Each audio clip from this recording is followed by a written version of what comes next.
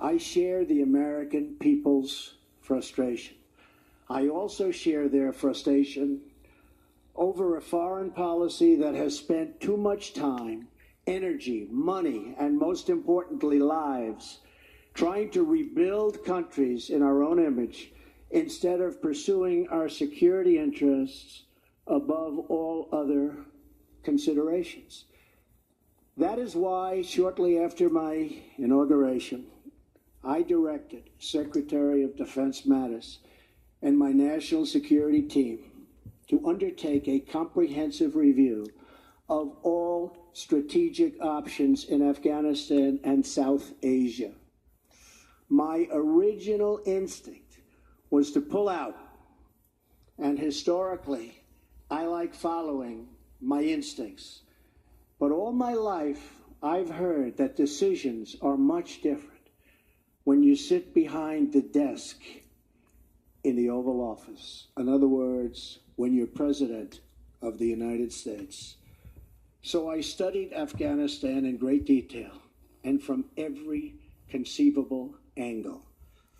After many meetings over many months, we held our final meeting last Friday at Camp David with my cabinet and generals to complete our strategy.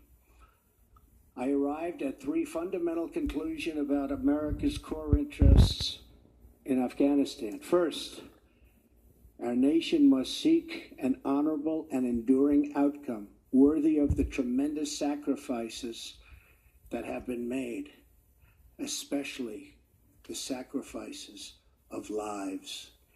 The men and women who serve our nation in combat deserve a plan for victory. They deserve the tools they need and the trust they have earned to fight and to win. Second, the consequences of a rapid exit are both predictable and unacceptable.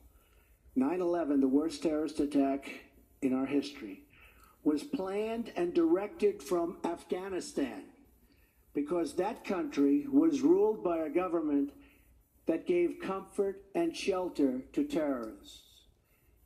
A hasty withdrawal would create a vacuum that terrorists, including ISIS and Al-Qaeda, would instantly fill, just as happened before September 11th. And as we know, in 2011, America hastily and mistakenly withdrew from Iraq.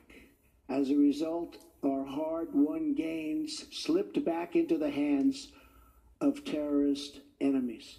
Our soldiers watched as cities they had fought for and bled to liberate and won were occupied by a terrorist group called ISIS.